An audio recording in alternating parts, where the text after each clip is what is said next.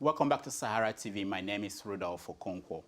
As we remember Nelson Mandela and his leadership role in South Africa, we also want to talk about Nigeria and the ongoing leadership issues in the country. For example, ASUU, the university professors, they've been on strike since July.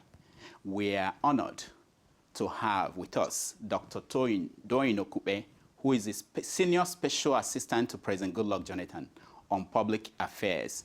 Dr. Okupe, thank you for joining Sahara TV. Thank you very much. It's a privilege for me.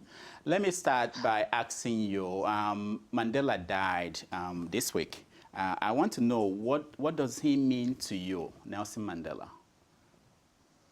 Well, to every African alive, Mandela was all. Mandela was a great man, greater than most. Also a very special person. I think I've sat down myself today, and because I watched everything that is going on television, on radio, and in the media, and I wonder, this is something, immensely, it's something really, really great for a man. Mandela obviously has, by the time he died, he had become a global citizen, if not the #1 global citizen, from what we see now. And I look at it and I say, how did this man get here? How did he, what did he do? And I came to the conclusion that, basically there are two things, that Mandela did that was special. One was that he dedicated his life to a particular struggle, and he was, unrelenting in that struggle. And he was prepared to lay down his life, his comfort, and everything for that struggle, for which he was incarcerated for nearly 3 decades. Mm. But the unique thing is that, getting freedom from that place, many times, what is not even said recently, is that people do not know that Mandela was offered conditional freedom, much, much earlier than when he was released. And each time the offers were made, he rejected them. Mm.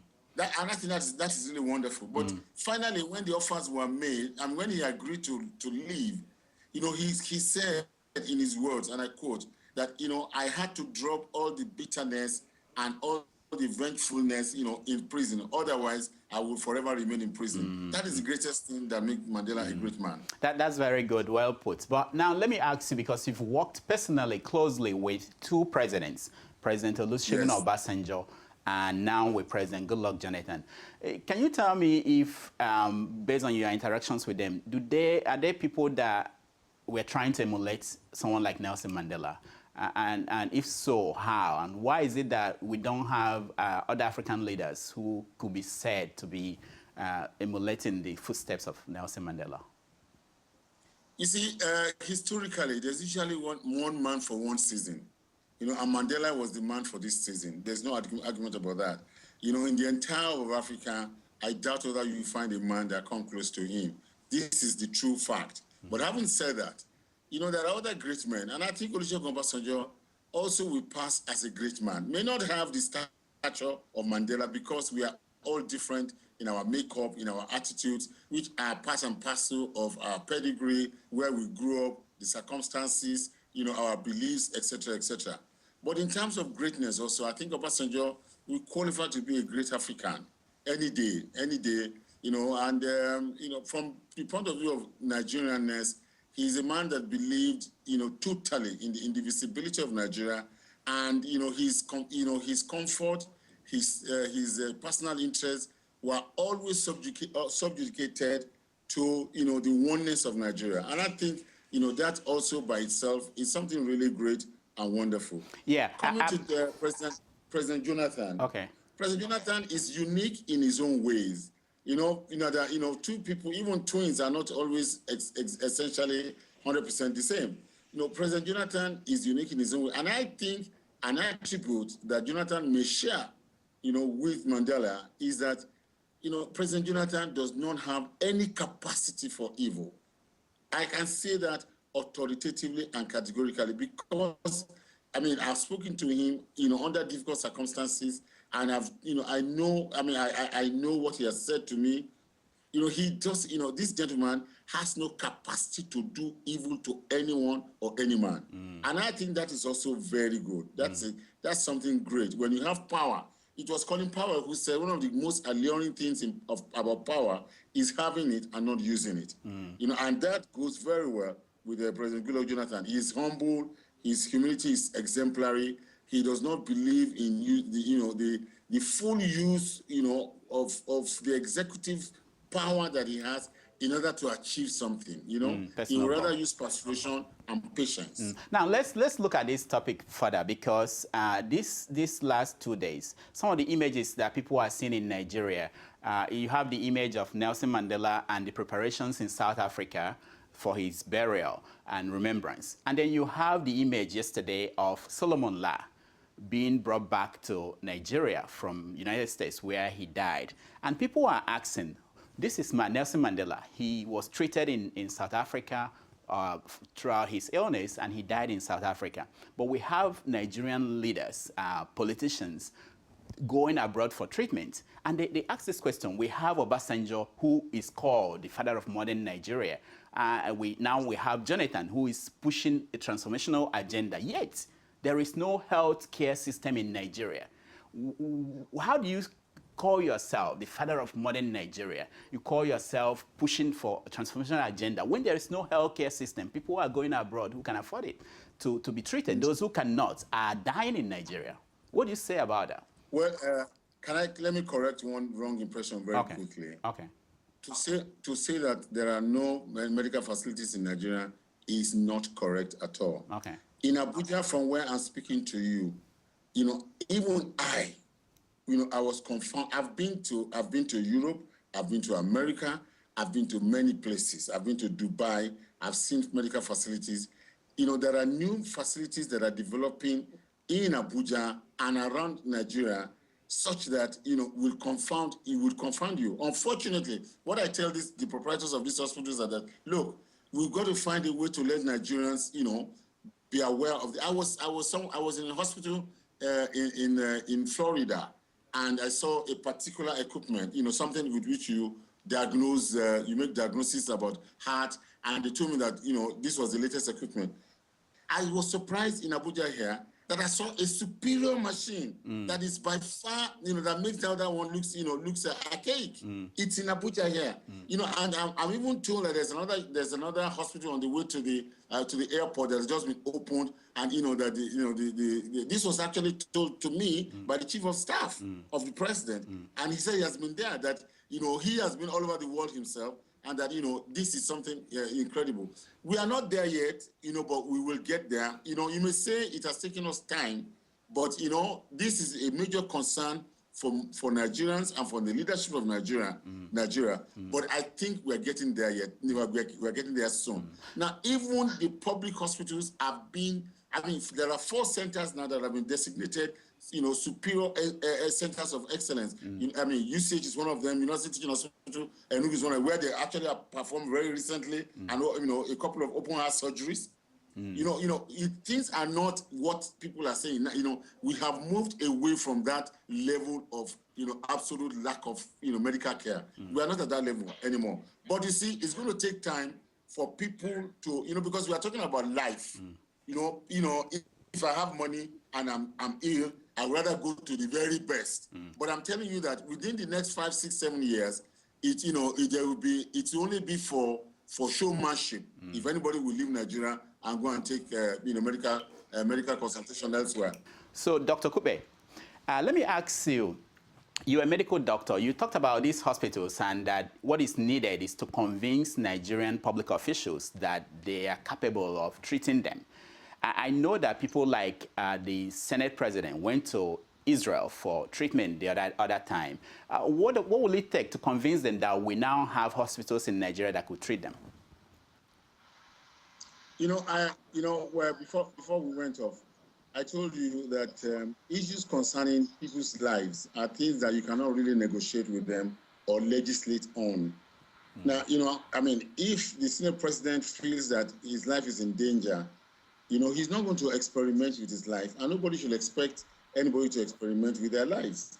Once these facilities are on ground, and they are tested, and there are, testimonies of their effectiveness and, goodness, gradually our people will shift. It's a paradigm shift. It's going to take time. It's not going to happen tomorrow. Bring all the facilities in Europe and all the professors in Europe here. It will still take another 2-3 years for people to actually believe that, they can be looked after in Nigeria. But I'm saying that we are on the track, and it's not going to take long. Do you think that it will help if people like the president and the wife of the president, they decide that, okay, I think we should go to a local hospital and be treated rather than going abroad?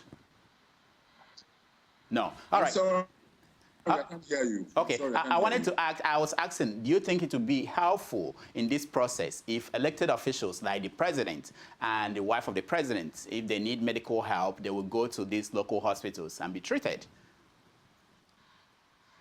I just heard the word president, but I don't know what you're asking about the president. Okay, all right. Okay, let's hope that the next question will be clear to you. Let's go to ASUU. Just this week, you came out and presented evidence that the government paid 200 billion naira to the central bank for ASUU. I have several questions about that. One is, where did the government get the money? Because at the beginning of this crisis, the Minister of Finance said that we couldn't find 90 billion to give to ASUU. Where did the government get this 200 billion? I think you better call. The connection is very, very poor. Very, very poor. Can you call back? Okay, all right.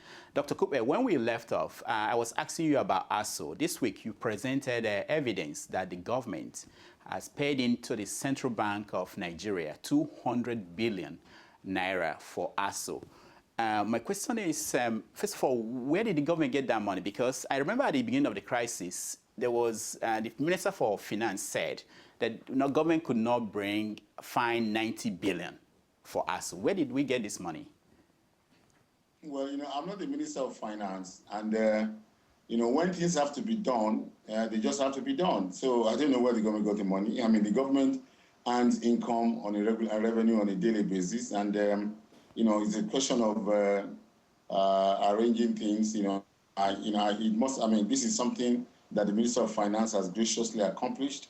And I think it is also a further reflection of the commitment of the President and the federal government to ensuring that this issue is laid to rest permanently. I don't think we should worry about where the government has gotten the money. The government could not have stolen the money. The important thing is that the government has gotten the money, and our children should go back to work. So why is ASUU still on strike then? Well, I think you should ask the ASUU leadership. That's the question every Nigerian is asking. All the students are asking. All Nigerians are asking. All the parents are asking. The question is, ASUU made, when he came back, to reply to the government letter, they made a statement that provided 4 items are sorted out, that they are willing to go back.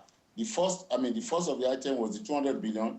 The second one was the issue of non-victimization. The third one was that the 209 agreement be, the discussion on it should continue in 2014. And the last one was that the memorandum of understanding, a new one should be signed. These are all issues that are, for instance, the memorandum of understanding normally will follow any resolution of a conflict between the government and any labor union. So that is tautology. That is given. It cannot be a condition for going back to work. Because in any case, whatever you agree will be put in a memorandum and to be signed by a high-ranking officer of government. Number 2, the issue of victimization does not, arise at all. Nigeria is a co-signatory to the ILO Charter, which, I think section 77 says that nobody who haven't participated in the strike shall be victimized for any reason. So Nigerian government is not a lawless government. So that also is not necessary. Then the last, the other one is the 209 agreement that should be revisited in 2014. Of course, that is normal because whatever is put in place now is just an ad hoc arrangement to ensure that schools are open. When schools are open, we then go back to the drawing board and start to look at this agreement again and see how we can work it out. The final one was that the 200 billion must be paid. The 200 billion has been paid. So all of us should now unite together, including those of you in diaspora, to plead and beg I am also pleading and begging with the leadership of ASUU, to really, put everything else aside. It is not a matter of personal. It's not a matter of personality or grandstanding or victors or vanquished. There are no victors in this game. There are no vanquished in this game. All of us, if the schools open tomorrow or Monday morning on the 9th, all of us become winners. The government become winner, the ASUU become winner, the children and their parents, also become winners. This is what we desire. Now, the way you sound now is different from the way the Minister of Education was sounding when he was giving ultimatum that the government will fire all professors, all lecturers. My brother, let me tell you something. Government all over the world, when pushed to the wall, will do anything that they need to do to preserve their integrity, to protect their citizens and the state over which they govern. I have given, and I will also give you, because you are based in America.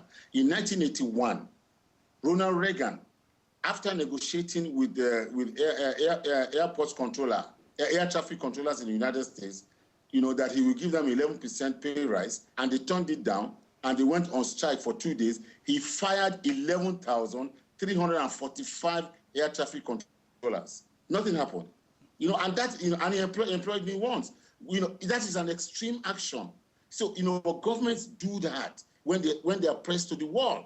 So, don't let us bring that in. What is important now is at the level at which we are. Where are we? On what page are we in this conflict and in this resolution? We're on the page where ASUU has presented 4 new items for consideration, and upon perusal, all these items have been taken care of. The next thing is that ASUU should go back to work. And let me tell you, over 10 universities or 12 have even, right now opened, including University of Lagos, including University of Abuja, including University of Ibadan, University of Nsukka, Jos, for Futo. If ASUU is not even careful, there will be a major break in his own rank and file. Now, if that should happen, will the government still honor the East Agreement now, the way it stands? The government cannot, does not have an alternative. The government stands by its words. On Wednesday, by God's grace, the Ministry of Education, in conjunction with the National University Commission, has called for a meeting of all vice chancellors. All right, and also include, some members of ASUU and stakeholders. They are going to sit down together, and we've gotten the list of universities. We've gotten their bank accounts. Now, we need to know what were the provisions made for them in the needs assessment reports. Once we have that one, and they present at that meeting, and they now say what their priorities are, government will then go back and immediately start to disburse money. There's no time there's no time again to waste. We cannot continue to present the world that out of a term, a session or 2 sessions of 9 months, our children will be at home for 6. And you want people to respect our degrees abroad. We are undoing ourselves. It is not Jonathan. And, there's no need for muscle flexing. We are talking about the destiny of people and of a nation.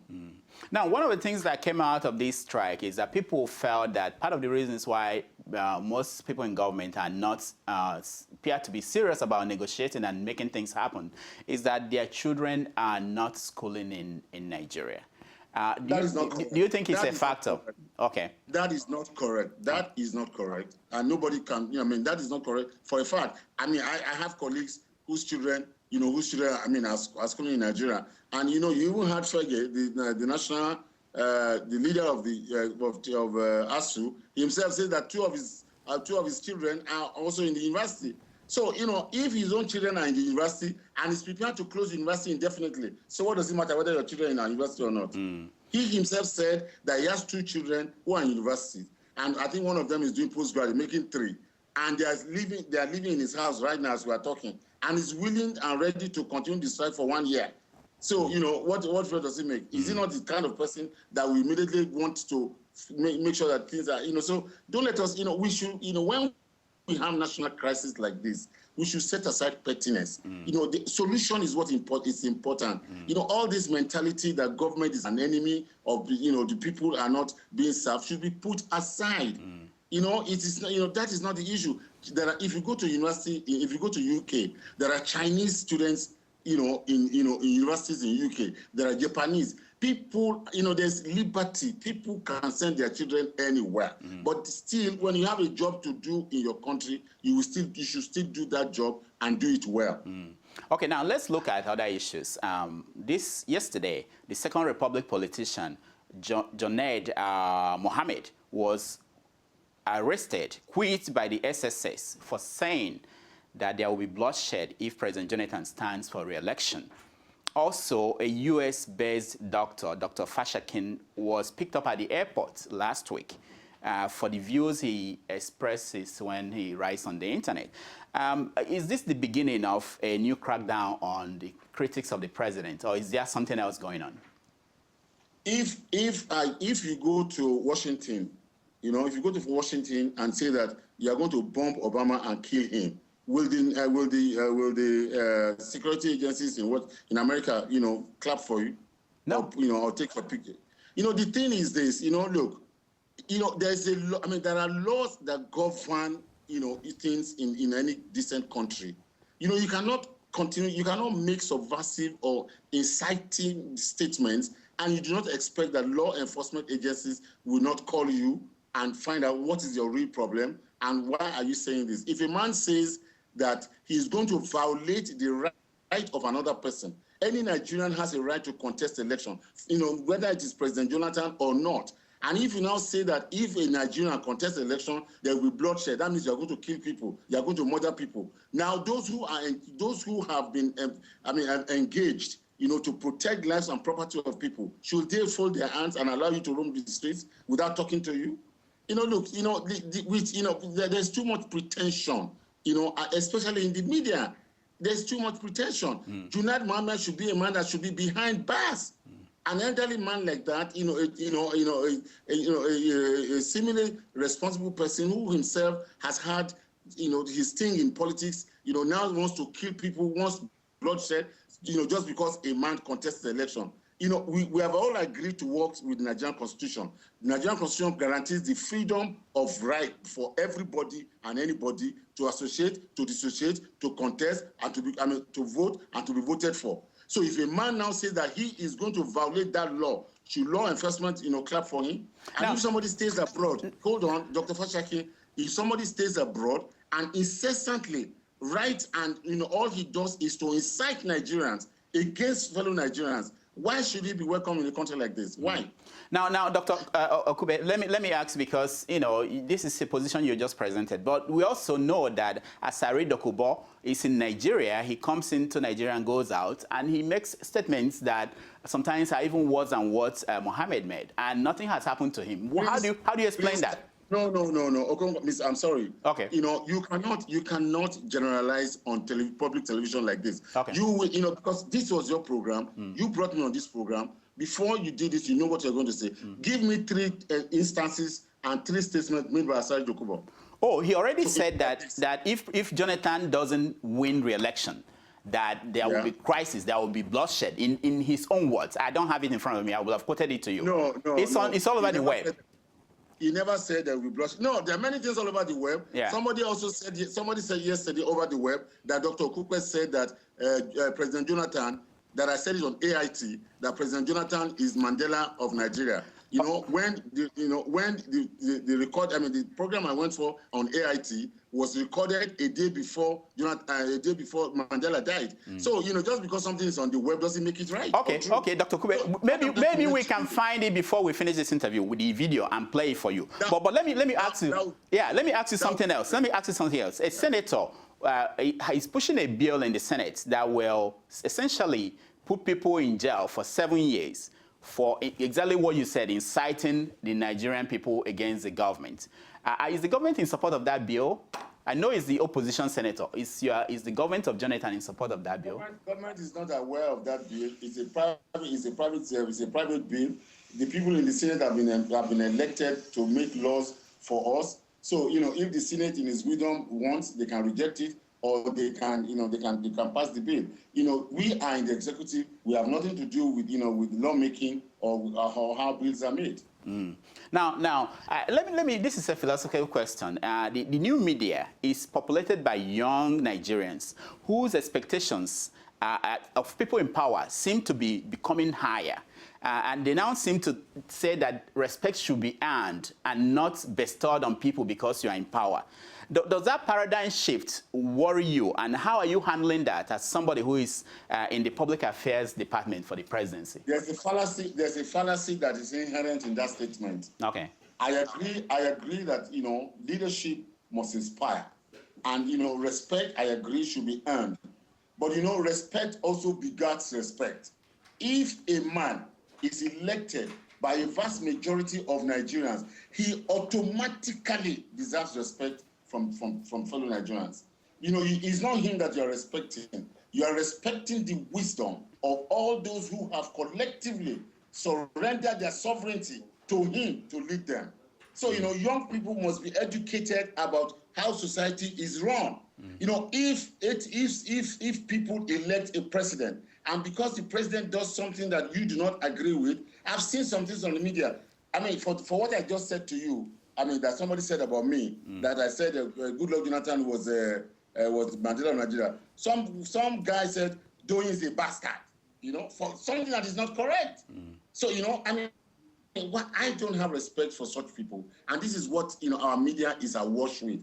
We have to respect institutions. We have to respect leadership. We have to respect other people's views. You may feel you are right, but it does not mean that just because you have that personal feeling, you are right. Or you may indeed be right. I have a right to even think wrongly. And then when I'm wrong, I can apologize to you. Now, Dr. Okupe, let's. I understand where you're going. Let's look at this. Yes. People contact me and other people and say that when President Jonathan was asked about declaring his assets, and he did not follow the rules, the law that says at this point you have to declare your assets, people asked him, the media asked him, why have you not declared your assets? He said, I do not give a damn. Now that people say they lost respect. Yeah, go ahead. Okonkwo. It's a pity I don't think you and I have met. No, we have not. You have to do some research before you make some statements. Are you saying that he did not say that? Listen to me, I was in that room when that question was asked, number one. But the real truth of the matter is that Jonathan has not broken any law. Jonathan has declared his assets. Not before that time. Not before that time. No, that's not correct. What they were asking him to do was to do what Yar'Adua did. Yar'Adua declared his assets publicly, and then went ahead and published it. All right? The law does not say you should do that. I know that. But so he did not break any law. He never broke any law. He had declared his assets to the appropriate authority, but people are asking that it should be made public. But the law does not say that it should be made public. And that if anybody, what the law says, that if anybody wants it, you have a right to write a letter, and inquire from the correct institution. President Jonathan did not break any law. Okay, but did he say, Dr. Okupe, did he say, I don't give a damn, to a question that the media? He did. He did. Okay, very good. Very good. Okay, very good. Yeah, the circumstances, you must check the circumstances. The circumstances were different. They were saying, when he said, I don't give a damn, what he was saying was that, look, what people may think, it does not really matter on this issue because I have complied with the law. All right. Anything extraordinary, I am not compelled to do it. All right. We are going to talk about this another time because I will provide you the timeline, which showed that when he declared his assets was a lot after he should have done that. But let's leave that at that. Let me ask you, because there's another statement he made that is confusing to a lot of people. In the media chat that happened last time, he said something that corruption, some people confuse small stealing with corruption. And if you look at this, there is this report now on his desk about the Stella Odua purchase of the car that was purchased by the aviation agency. And the report has been on his desk for a long time, and he hasn't acted on it. You work in his office? No, he said it. He said that he has it. When he came back from London, he said, I have the reports. Okay, so we believe that but you said, but you already editorialized. You said he has had the report for a long time, for about 3 months or 4 months. Are you saying that he has acted on it? Well, the president at the appropriate time, if he has admitted to the world that he has the report, then definitely he's going to take an action. Of course, nobody's going to put a gun. Nobody's going to put a gun onto the president. No, nobody's doing that. Nobody's doing that. But there are many. See, if you're not in government, there are many things that are not known to you. There are many things that the president may be thinking. He may have his own plans. He may, look at an appropriate time to take an action or to do something. He does, but if he has, he set up a committee, all right, and the committee brings a report, he accepts the report, then let us wait for him. Let us have patience. Can you tell us how long we can wait? I don't think we will wait long. Yeah, because you know that Nigerians are impatient. When they look at this, okay, look at this international corruption index. You have used the correct word. You say Nigerians are impatient. Yeah, they have reasons for that. They have reasons. They have to be patient. They have Government reasons. cannot be run. Government cannot be run on the impetus and the harassment of people. Dr. Okupe, things have to be done orderly. Yeah, I agree, Dr. Okupe. Now, the international corruption index came up and Nigeria dropped by 20 points. It doesn't make Nigerians feel that the government is addressing the issue of corruption. Especially now, do you know how this perception indices are gathered? Well, majority of it comes from the home front. Now, in the home front, where the media is totally dominated by the opposition, who enjoy falsehood and spreading of deliberate fallacy. So in our society, people lie. People write all sorts of things in the media. The media is orchestrating things that are not correct. So if that is the basis on which perception index is reaching, then we have a problem in Nigeria. All right. For instance, let me tell you something. Let me give an example. Okay. I want to go to South Africa for holiday in Christmas. My daughter is there. My daughter tells me, Daddy, I must come and pick you. This country is terrible. All right? But I am staying in Nigeria here. There's no way. I've never read any South African paper. I've never read anything on online media that suggests to me that things are so bad. Let me even tell you, I wanted somebody to be coming to the room I want to hire to be coming and cleaning it. He said, I'm not going to allow that. He said, this is a very dangerous country.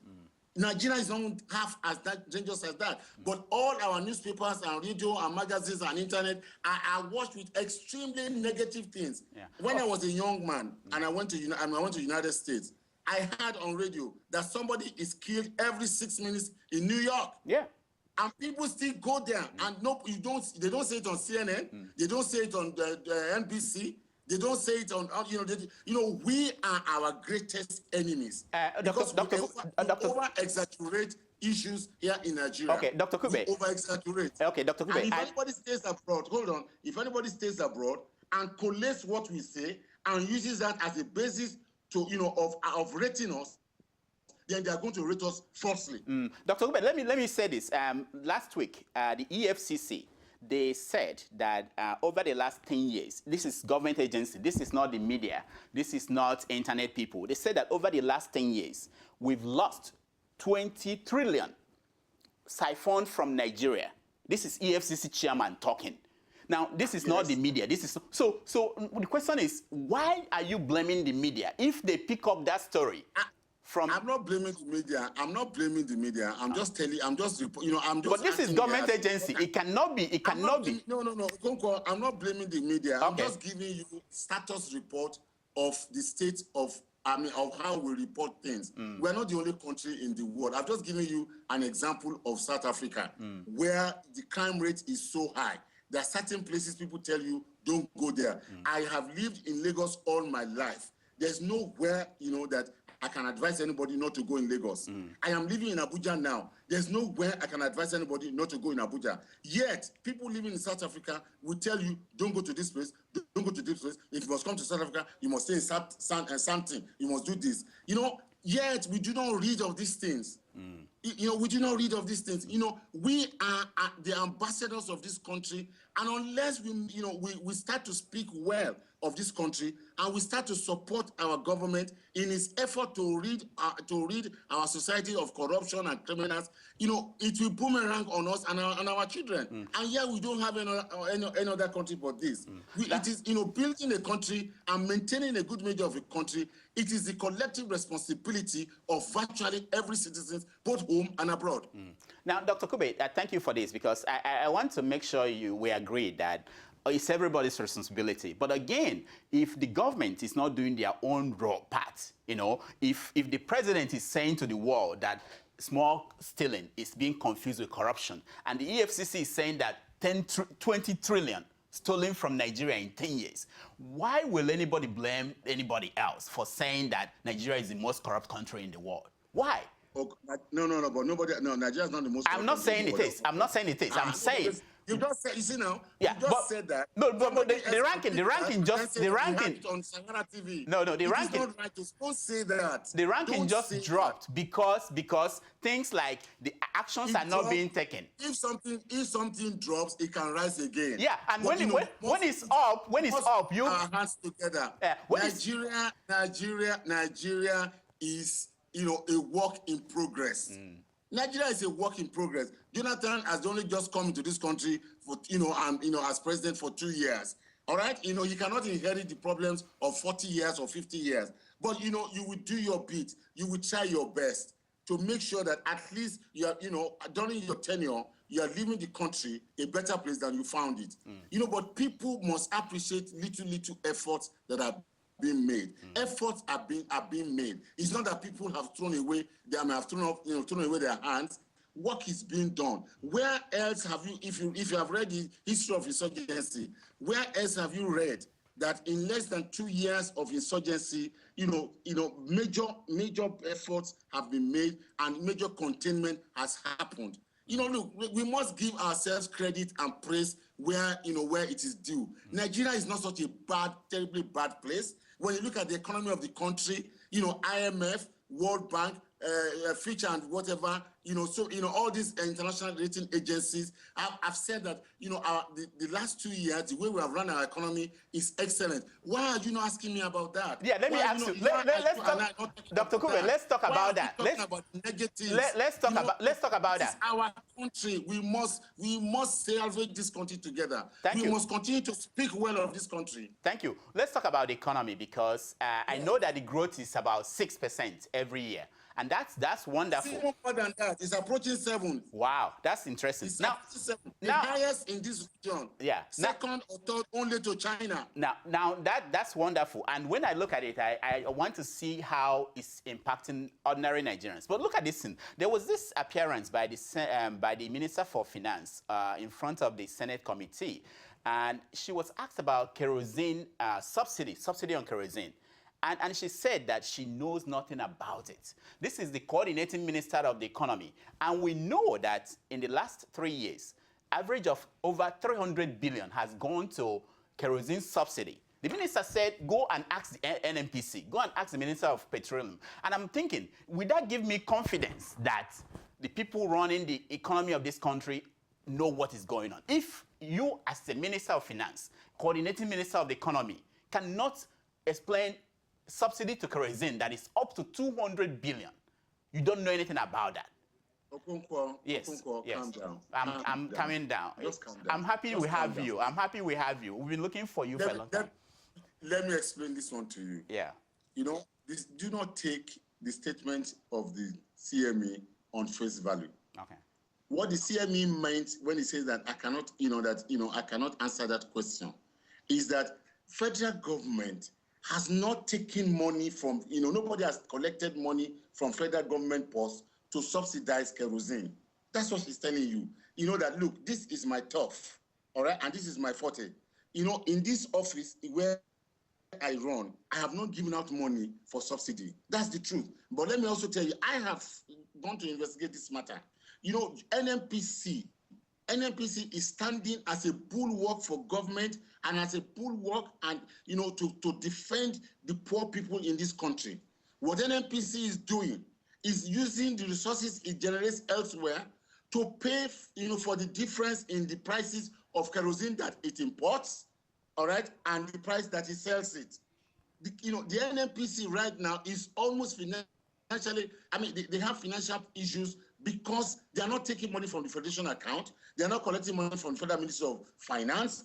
They are trying to work out internally because they know that the economy itself, they do not want to overburden the economy. So look, from within their own system, they are running a deficit account, but ensuring that the promise of government not to increase the price of petroleum up to a point, is kept. That is what is going on. We need proper information. Exactly. The problem about us here is that we just read, we read reports and then we not make conclusion. When I read that report, what I did was I went to the Ministry of Petroleum. I went to NNPC. I sat with the GMD and I said, GMD, what is this riddle? What is going on here?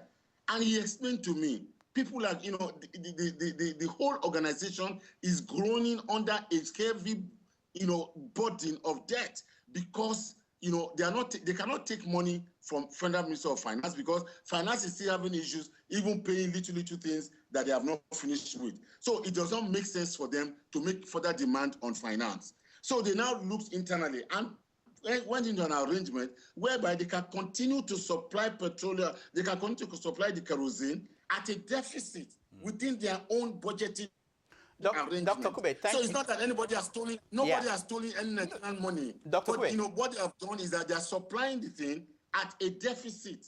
Dr. Okupe, thank you so much for explaining this. It would have been good if NNPC did this explanation and don't leave the country and everybody reading the papers confused about what is going on. I agree with you 100%. And you have the access to them. These people don't appear on our show where regular Nigerians can ask them questions. These things will be cleared up. I agree with you. We're going to improve on that. We're going to improve on that. All right. I agree that government and its agencies are not communicating enough. I agree 100%. And that is giving room to a lot of wrong impressions and wrong opinion. One of them was that Shopee 500 billion was missing. It is not true.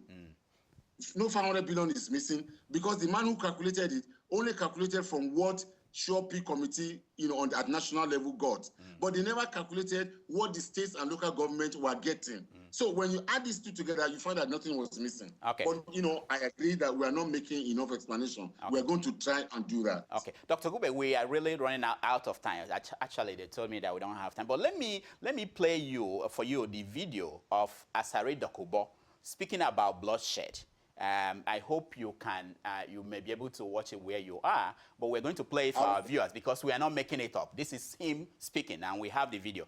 After that, we will round up and hopefully we have you because we have so many questions here that we can't get to now. We'll have you another time and talk about more things. I will come at any time that you request that I should come. Okay, thank you so much. I also want a partnership with Sahara reporters, okay, so that you don't always carry negative reports about government. You can also balance it and have factual things come on stream. So we'll be partners. We have to build the country together. Okay, that's good. That's good. And anytime we are here on Saturdays, anytime you can come on SaharaTV, we'll give you the spots. Thank you very much. God bless you. All right. So let's play the video of Asare Dokubo speaking about bloodshed. What do you see for 2015 as a PDP based on the crisis going on now? 2015 is already a settled matter. Goodluck Jonathan will be president in 2015. Whether they contest or they don't contest, Goodluck Jonathan will be president. If they say the blood of the dogs and the baboons will be soaked in water on the street, in blood on the street, in salt water on the street, we will help them soak them in blood. All right, thank you so much. I don't know if you were able to see it, Dr. Okupe, the video we played. Were you? Offside. Were you able to see the video we played? No, I didn't see it. Okay, all right, but we played the video, so maybe we can send it to you via email so that you can see that he actually said it. So we're not making it up. No. Okay, listen to me. Since you have played it, I'm a person that also believes in the system. If you have played it, that means he said it. If he said it, that is also unfortunate, and it is not right. Okay. All right. I agree with you 100%. If you have said it, it is not right, and it is not okay. Anybody who threatens the life of any Nigerian anywhere is not doing right. Okay. And security agencies should actually intervene. Okay. Thank you so much, Dr. Okupe, for joining us. And really, we want to have you, if it's possible, at least once a month, you come and explain what the government is doing. I'm ready for you once a month, no problem at all. All right. Thank you so much. God bless you, sir. Thanks. When we come back, we will continue our special coverage of Nelson Mandela's memorial. But coming up next, we are going to talk to a Nigerian critic who went to the Ake Festival to give us updates on what happened there. Stay tuned.